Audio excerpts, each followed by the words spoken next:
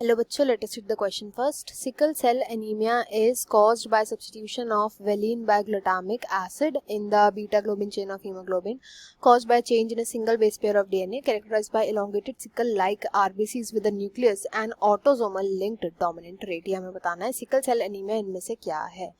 बहुत ही ज़्यादा interesting concept है एंड इम्पॉर्टेंट है. तो यहाँ पे जो हम की कंसेप्ट यूज़ करेंगे, मेंडेलियन डिसऑर्डर्स.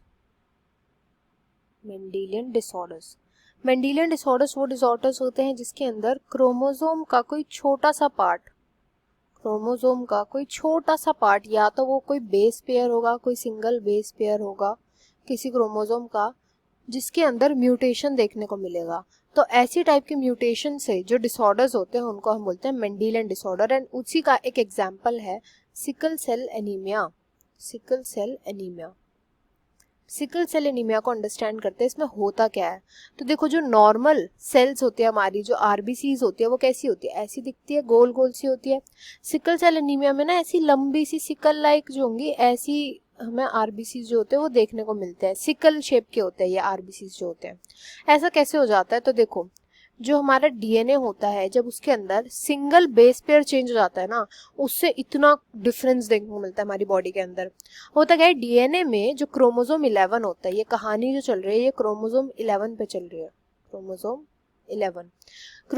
11 का जो डीएनए होता है उसमें बीटा ग्लोबिन चेन का जो जीन होता है उसके अंदर प्रेजेंट होता है सीक्वेंस जो होता है GAG. तो ये हमारा कोडॉन बन जाता है. अब इससे चल के जो प्रोटीन बनता है, ये प्रोटीन बनता है ग्लूटामिक एसिड. एंड इस ग्लूटामिक एसिड की वजह से गोल गोल शेप हमारे आरबीसी की देखने को मिलती है. दूसरे केस में क्या हुआ, अब इसके अंदर ये जो ए है ना, ये ए, इसका सब्स्टिट्यूशन हो गया. इसकी जगह गलती से हमारे डीएनए का जो सीक्वेंस है उसमें आ गया GTG, यानी ए की जगह एडेनिन की जगह थाइमीन आ गया. उसकी वजह से अब जो प्रोटीन बनता है यहाँ पर, इस कोडॉन से जो प्रोटीन बनता है आगे चल के, वो बन जाता है वेलिन. एंड उसकी वजह से ऐसी सिकल शेप आ जाती है हमारी आरबीसी की. बस इसी को हम बोलते हैं सिकल सेल एनीमिया. इस शेप की वजह से जो ऑक्सीजन बाइंडिंग कैपेसिटी होती है ना आरबीसी की, वो बहुत कम हो जाती है. बहुत जल्दी थक जाते हैं, विगरस एक्टिविटीज नहीं कर पाते हमारी तरह. ऐसे प्रॉपर जो होता है भागने रनिंग के बाद उनकी सांस बहुत फूलने लगती है कि ऑक्सीजन ढंग से बाइंड नहीं कर पाते हैं आरबीसी से. ये होता है सिकल सेल एनीमिया. अब यहाँ पे हम ऑप्शंस की बात करते हैं. ऑप्शन में लिखा है कि it is caused by substitution of valine by glutamic acid. तो ये उल्टा लिखा गया है, इसलिए ये इनकरेक्ट हो जाएगा. नेक्स्ट में लिखा है caused by change in a single base pair. तो ये तो हमने देखा कि जो GAG था उसमें जो एडेनिन था बस वो रिप्लेस कर दिया था थाइमीन से. तो सिंगल बेस पेयर यहाँ पे हो गया डीएनए का चेंज, तो ये करेक्ट हो जाएगा. नेक्स्ट बोला गया characterised by elongated sickle like RBC with a nucleus. तो ये इनकरेक्ट है. आरबीसीज में कभी न्यूक्लियस प्रेजेंट ही नहीं होता, तो सिकल वाली में भी नहीं होता, ये इनकरेक्ट हो जाएगा.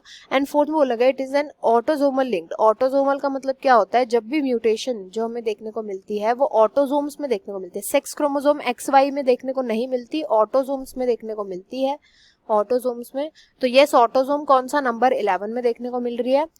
पर ये डोमिनेंट ट्रेट नहीं होता, ये रिसेसिव होता है. मतलब कि सेम 2 कॉपी चाहिए होती है हमें. सेम जब 2 कॉपी होगी, जब दोनों अलील्स होंगे वो दोनों इफेक्टेड होंगे, केवल तभी देखने को मिलेगा. डोमिनेंट नहीं होता, तो ये भी इनकरेक्ट हो जाएगा. तो यहाँ पर जो राइट आंसर है वो हो जाएगा option second. I hope you understood well. Best of luck and thank you.